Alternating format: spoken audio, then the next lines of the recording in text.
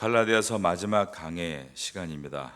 바울은 편지를 통해 보통 서신서를 보낼 때 대필자에게 쓰게 했습니다.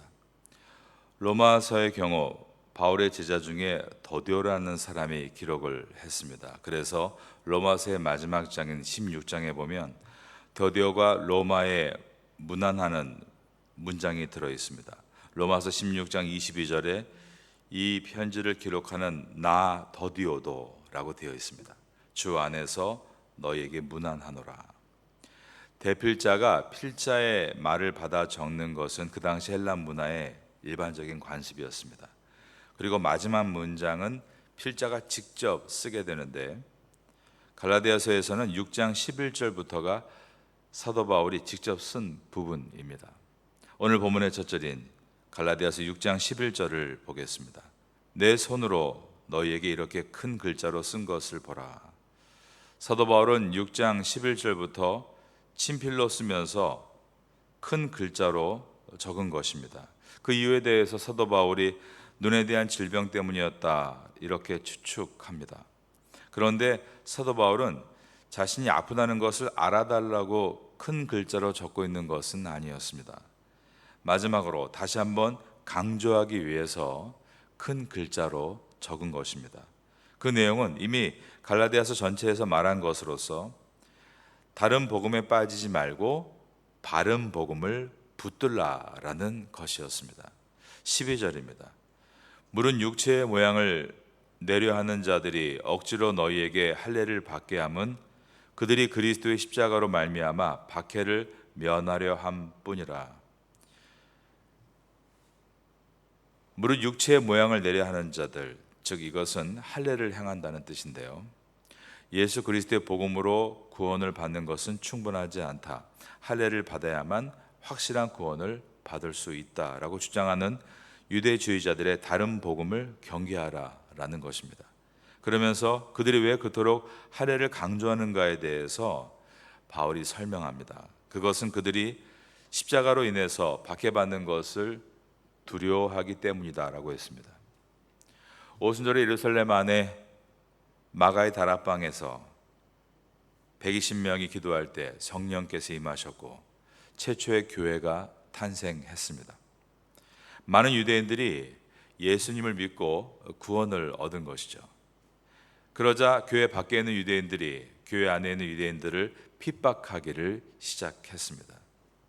하지만 그 핍박은 고난받으신 예수님의 십자가를 따르는 것으로서 초대교회 성도들은 오히려 영광으로 생각을 했고 그들은 핍박과 함께 예루살렘을 떠나 온 유대와 사마리아로 그리고 소아시아와 유럽으로 퍼져나가 교회를 세웠습니다.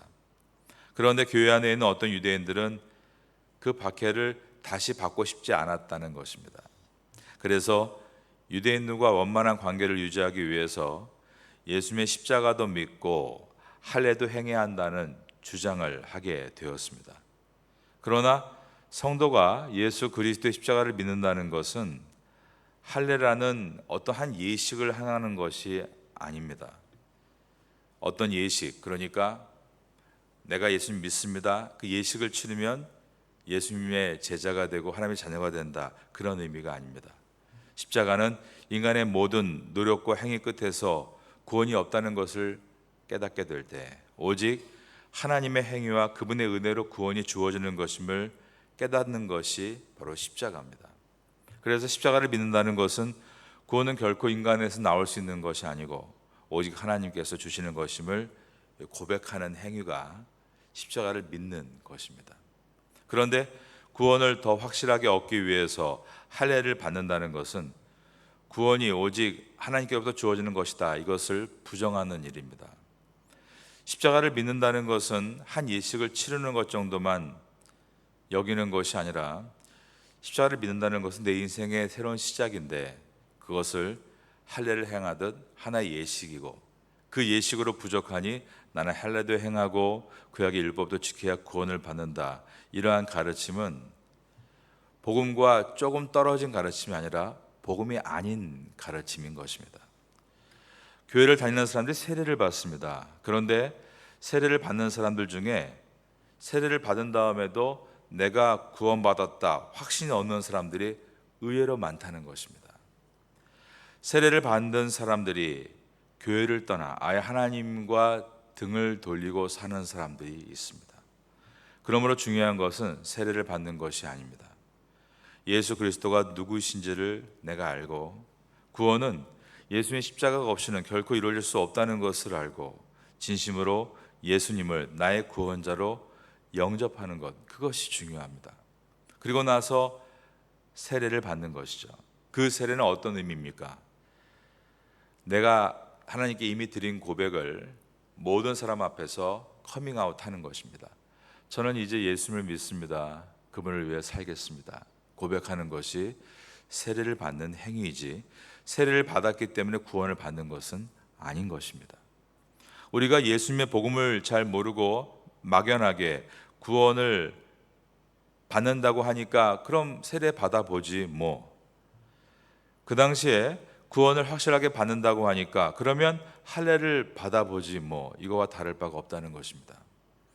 초대교회 당시 유대인들은 예루살렘 성전에 가서 제사를 드렸습니다. 이 제사에는 많은 예식과 의식이 들어 있었습니다. 그런데 그 당시 기독교인들은 지금 우리와 같이 묵기, 찬, 설, 축이죠. 묵도, 기도, 찬송, 설교, 그리고 성찬의 시간을 가진 다음에 축도를 하고 집으로 돌아갔습니다. 그 이유는 그런 구약의 예식이 귀찮아서 짧게 줄인 것이 아니라 예수님의 희생이 그 모든 예식에 들어있기 때문에 그들은 예수님의 이름으로 예배를 시작하고 기도하고 축도하는 것으로 이것이 성공적인 예배임을 알았기 때문이었습니다. 그런데 이 예배 형식으로 인해서 유대인 크리스찬들은 유대주의자들에게 핍박을 받았습니다. 왜 너희들은 중요한 것을 안 하느냐? 왜 예식이 없느냐? 사도 바울도 과거에는 율법주의자로서 이러한 내용을 가지고 크리스찬들을 핍박했었습니다. 하지만 이제 사도 바울은 그리스도인들을 핍박하는 자가 아니라 그리스도를 위해서 핍박을 받는 자가 되었고, 교회 내에 유대주의자들이 왜 그토록 할례를 강조하는지 그는 이미 유경험자로서 그것을 쉽게 간파했습니다. 유대인들의 박해가 두려워서 교회 안에 있는 유대인들이 우리도 유대인과 똑같이 예식을 치르자고 한 것입니다. 12절을 한 번 더 보겠습니다. 물은 육체의 모양을 내려 하는 자들이 억지로 너희에게 할례를 받게 함은, 그 다음 보면 그들이 그리스도의 십자가로 말미암아 박해를 면하게 하려 했다 나와 있습니다. 두 번째로 사도 바울은 유대주의자들이 할례를 강조하는 이유에 대해서 자신들이 한 말로 인해 교회 안에 헬라인 성도들이 할례를 받게 된다면 그들을 정복한 것이 되기 때문에, 즉 자기의 자랑이 되기 때문이었다라고 되어 있습니다. 13절입니다. 할례를 받은 그들이라도 스스로 율법은 지키지 아니하고 너희에게 할례를 받게 하려 하는 것은 그들이 너희의 육체로 자랑하려 함이라. 자기들이 주장한 것을 사람들이 따르면 어떻게 되나요? 영향력이 생기죠. 그러면 그 안에 자기를 자랑할 수 있게 되는 것입니다. 그러나 실체는 그들이 율법을 강조하면서도 율법은 지키지 않았다는 것입니다. 할례를 받은 그들이라도 스스로 율법은 지키지 아니하고, 어떻게 율법을 다 지킬 수 있겠습니까? 율법을 지키는 척하는 것이죠. 이것이 하나님의 선한 율법을 악용하는 모습입니다. 하나님의 율법을 자신의 영향력과 어떤 유지의 수단으로 사용하려 하는 것입니다. 내가 그걸 잘 하고 있고 잘 알고 있으면 힘이 되거든요. 이것은 공산주의 사상을 앞세워서 가장 파렴치한 이단 교주 역할을 하고 있는 김정은 정권과 다를 바가 없습니다. 공산주의 사상을 앞세워서 그 기준을 만들고 틀렸다 그러면서 정치범 수용소에 보내고 측근들을 다 제거하고 자유를 빼앗는 것과 율법을 앞세워서 그 기준을 놓고 압박의 도구로 사용하는 것은 같은 원리입니다. 그런 비뚤어진 논리는 역사에 오래 지속될 수가 없습니다. 그러기에 우리가 지금 북한의 체제가 앞으로 무너질 것을 대비하고 기도해야 합니다. 기독교인들은 정치를 위해서 기도하는 것 이전에 영혼을 위해서 기도해야 합니다. 하나님, 북한에서 하나님의 복음을 듣지 못하고 사는 영혼들을 하나님이 이미 알고 계시고 긍휼하게 여기 계십니다. 그들에게 생명의 복음이 불길같이 일어나서 평양 대붕의 은혜가 있기를 원합니다. 우린 그렇게 기도하고 있고 앞으로도 기도해야 될 줄로 믿습니다. 북한에 있는 영혼들을 위해서 기도하시는 여러분 되시기를 바랍니다. 사도 바울은 할례가 중요하다 혹은 할례가 중요하지 않다 그 어느 편을 드는 것이 아니라 우리가 십자가의 은혜로 구원을 받아 거듭난 것을 잊지 말아야 된다, 이것을 강조합니다. 15절입니다. 할례나 무할례가 아무것도 아니로되 오직 새로 지으심을 받는 것만이 중요하니라. 사도 바울은 예수님의 십자가를 믿는 것을 16절에서 규례를 행하는 것으로 표현하는데, 이 규례가 무엇일까 한번 생각해 보겠습니다. 이것은 바로 십자가를 부끄러워하지 않는 것입니다. 그리고 십자가의 복음을 지키기 위해서 박해받는 것을 두려워하지 않는 것입니다. 사도 바울은 그런 성도들을 향해서 하나님의 평강과 긍휼이 함께 하시기를 기도합니다. 16절입니다. 무릇 이 규례를 행하는 자에게와 하나님의 이스라엘에게 평강과 긍휼이 있을지어다. 사도 바울은 자신에게는 예수님의 흔적이 있다라고 말했습니다. 17절 말씀 다 같이 읽어볼까요? 이후로는 누구든지 나를 괴롭게 하지 말라. 내가 내 몸에 예수의 흔적을 지니고 있노라. 이 흔적을 여러 가지로 생각해 볼 수 있지만 총체적으로 바울이 예수님의 복음을 전하기 위해서 받았던 모든 고난들입니다. 사도 바울은 자신이 예수님의 십자가의 복음을 위해서 고난받은 것을 고린도후서에서 한번 쫙 기록했던 일이 있었는데, 고린도후서 11장 23절 이하에서 이렇게 말합니다.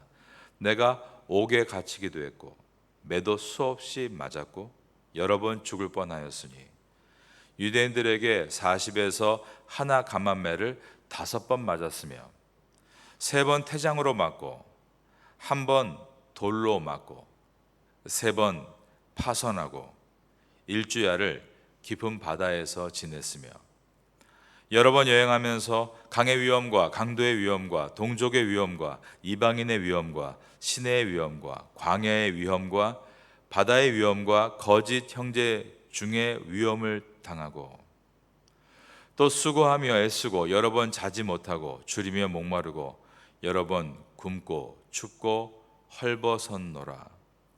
여러분 중에도 인생 가운데 많은 고난을 겪어보신 분이 있고 지금도 고난 가운데 있는지 모르겠습니다. 그러나 우리의 고난을 믿음의 성도들과 비교해 볼 때 그 값어치와 질량과 무게가 다르다는 것을 인정할 수밖에 없습니다. 여기에서 감옥에 갇히기도 하고 매도 수도 없이 맞았다. 여기서 한 가지의 사건을 우리는 사도행전에서 빌립보 감옥을 기억합니다. 사도 바울이 2차 선교 여행지로 1차 때와 마찬가지로 소아시아 지역을 돌며 전도하려고 할 때 성령께서는 마게도니아 사람의 환상을 보여주면서 그를 유럽으로 인도해 가셨습니다. 그렇게 사도 바울이 순종해서 유럽에 갔을 때 처음 전도한 도시가 빌립보입니다. 그런데 그곳에서 엄청난 은혜가 있었죠. 그것은 첫 번째로 자주장사 루디아를 만난 일이었고, 그리고 귀신 들렸던 한 여종을 구원하는 일이었으며, 많은 사람들이 예수님에 대해서 관심을 갖고 유럽의 복음화가 시작된 일이었습니다. 하지만 이 빌립보 첫 도시에서 귀신 들려 점쳐준 소녀를 고쳐준 사건 때문에 그녀를 이용했던 포주들에게 붙들려서 로마 군인들에게 채찍에 맞았던 일이 있습니다. 채찍에 맞으면 어떻게 됩니까? 살이 뜯겨나가고 피가 철철 흐르죠. 그러한 위독한 상태에서 감옥에 갇히게 된 것입니다. 하지만 사도 바울과 그의 제자였던 실라가 함께 감옥 안에서 찬송할 때 감옥이 열렸고, 간수가 감옥이 열리자 죄인들이 다 도망갔구나, 자살을 하려고 합니다. 그 이유는 그 당시에 로마의 감수들은 죄수가 탈출하면 죄수의 탈출값을 본인이 다 물거나 자기의 생명을 바쳐야 되기 때문이었습니다. 그래서 그런 엄한 군령 때문에 자살을 하려고 할 때 사도 바울이 나는 도망치지 않았다 그러면서 자살을 막고 그 간수의 집에 가서 찢긴 이 피부들을 이렇게 붕대로 감으면서 복음을 전했습니다. 자주장사 루디아, 귀신 들려 점치다가 회복된 여정, 그리고 간수의 가족들까지 꽤 많은 사람들이 예수를 믿고 교회가 탄생한 것입니다. 이러한 놀라운 일들이 있었을 때 우리가 생각해야 될 것이 있습니다. 사도 바울이 자기의 잘못으로 그런 고통을 당한 것은 아니었다는 것입니다. 그가 받은 모든 고통은 예수 그리스도의 복음을 위해서 받은 고통이었습니다. 아니, 좀 더 열심히 자세히 들여다보면 그는 그런 고난을 자처했다라고 말할 수 있습니다. 사도 바울이 그 다음날 재판을 받습니다. 왜냐하면 자신이 감옥에서 그대로 풀려났을 때 사라져버리면 간수도 위험하고 그의 가족들이 위험해지고 빌립보에서 귀신을 들렸던 여종, 그 여종도 위험해지며 또한 자주장사 루디아도 복음을 영접한 것 때문에 위험한 상황에 놓일 수 있었기 때문에 그는 도망가지 않고 그 다음날 재판 자리에 서게 됩니다. 그리고 이렇게 말했습니다. 당신들은 로마 시민권자를 채찍으로 때리느냐?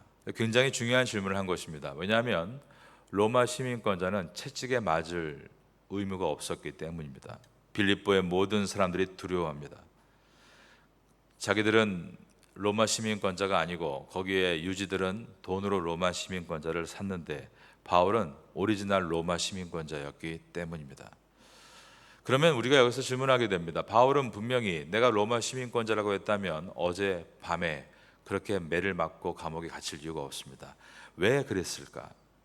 근데 이 모습이 바로 예수님의 모습입니다.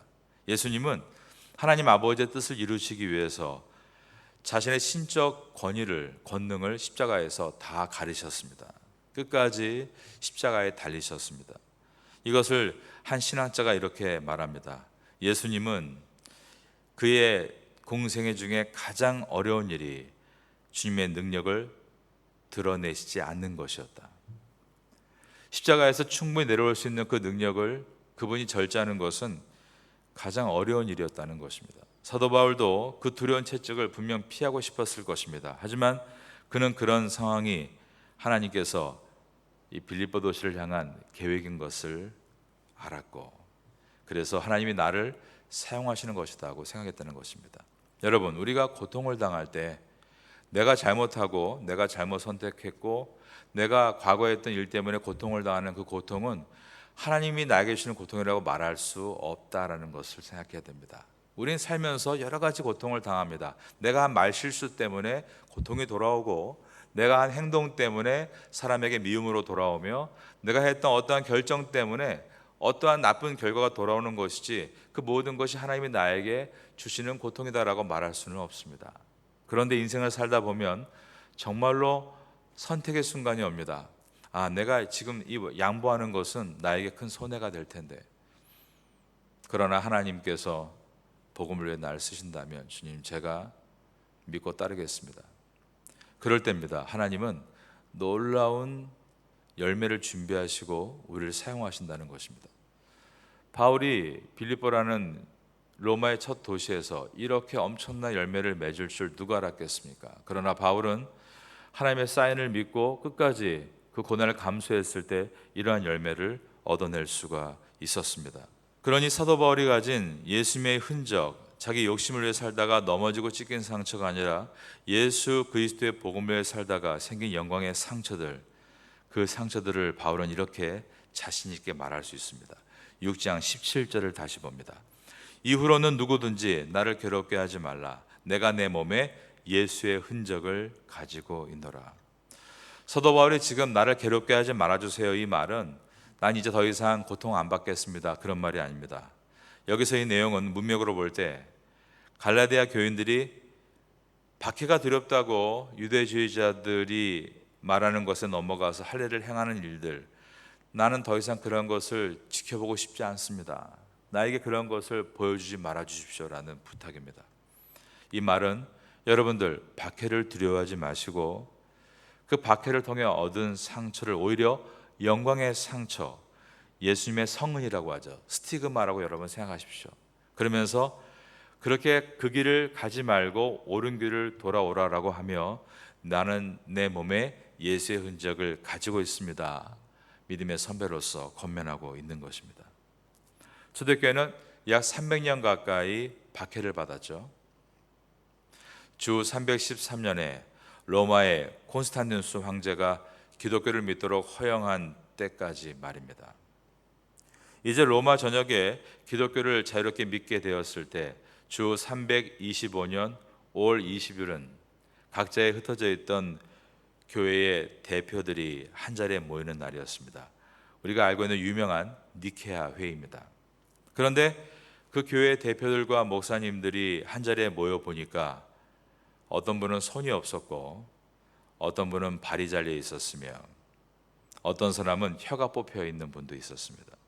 눈 하나가 뽑혀 있는 사람도 있었습니다. 이와 같이 장애가 있는 분들이 대부분이었습니다. 믿음을 지키다가 고문을 받아 이렇게 훼손이 된 것입니다. 하지만 그들은 유쾌하게 서로를 축복하며 회의했습니다. 별로 그것이 상관이 없었던 것입니다. 왜냐하면 그들 모두가 부활을 기다리는 사람들이었기 때문입니다. 이러한 일들은 비단 2000년 전에만 있었던 일들이 아닙니다. 요 근래에도 이러한 일들은 우리 기독교 역사 안에 계속 일어나고 있습니다. 독일 선교사님이 아프리카 원주민 마을에 들어갔는데 거기가 들어가면 죽는다는 것을 이미 알고 있었지만 그 선교사님은 들어가서 순교의 제물이 되었습니다. 근데 그 전에 그분은 이미 그 고통을 알고 있었고 이런 말을 남긴 것입니다. 내가 들어가면 죽을 것입니다. 정말 그분은 죽어서 놀랍게도 아프리카 사람들이 먹어버렸습니다. 식인종들이었기 때문이죠. 그런데 이런 말을 남긴 겁니다. 어차피 한번 하나님께 주신 인생을 내가 늙어 죽어 썩으면 벌레가 먹을 텐데 내가 늙어 죽어 벌레가 먹는 인생이 될 것인가? 아니면 내가 주님의 영광을 위해서 고통을 이기고 그 고통 속에서 열매를 맺을 것인가는 오직 저의 선택입니다. 그 말을 남긴 것입니다. 저도 그 생각을 많이 합니다. 우리가 어차피 금시계를 10개 차고 죽으나 속옷 한 장 입고 죽으나 죽는 건 마찬가지고 죽고 난 다음에는 우리 몸이 화장되거나 아니면 운이 좋아서 집안에 선산이 있어서 관에 묻힌다 할지라도 다 썩어 벌레가 먹을 텐데 우리는 어떤 인생을 살아야 될 것인가라는 질문입니다. 특별히 이번에 디아스포라 포럼이 그런 시간들이 되기를 기도하고 있습니다. 갈라디아서 마지막 장 마지막 절 6장 18절을 보겠습니다. 형제들아 우리 주 예수 그리스도의 은혜가 너희 심령에 있을지어다. 아멘. 1장 3절에서 갈라디아의 모든 형제에게 거룩한 인사를 시작했던 이 갈라디아서가 모든 형제들에게 그리스도의 은혜가 함께 하기를 간구하는 기도로 끝을 맺습니다. 그리스도의 은혜는 바울이 지금까지 말한 십자가의 복음을 함축하는 말입니다. 구원은 자의적으로 이루어지는 것이 아니라 오직 하나님의 전적인 은혜로 이루어지는 것임을 마지막 이야기했습니다.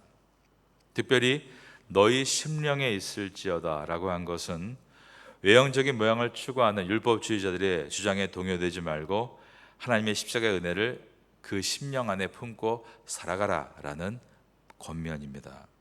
이 축복이 여러분 한 분 한 분에게 올해 가운데 있게 되기를 마지막으로 예수님의 이름으로 축원합니다. 오늘까지 갈라디아서 전체 강해를 다 마쳤습니다. 그리고 이제 오늘 밤부터 디아스포라 유나이티드 강의를 듣게 될 것입니다. 그리고 주일날도 그 강의를 듣게 됩니다.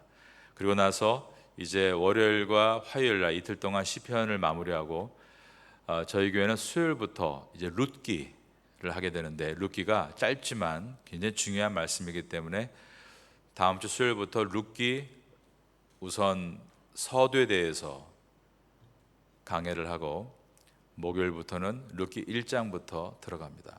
룻기서를 마치고 이제 고린도 전서가 우리 교회 5월 달에 생명의 삶 본문입니다. 한번 미리 말씀드리는 것은 성경을 읽어보시고 또 써보시고 저는 이제 룻기서를 이렇게 태국말로 프린트해서 시간이 될 때마다 읽고 있고 쓰고 있습니다. 그런데 얼마나 은혜가 되는지 모릅니다. 하나님 말씀은 정말 우리에게 은혜가 됩니다. 여러분들 또 그런 시간을 가지시면 좋겠습니다.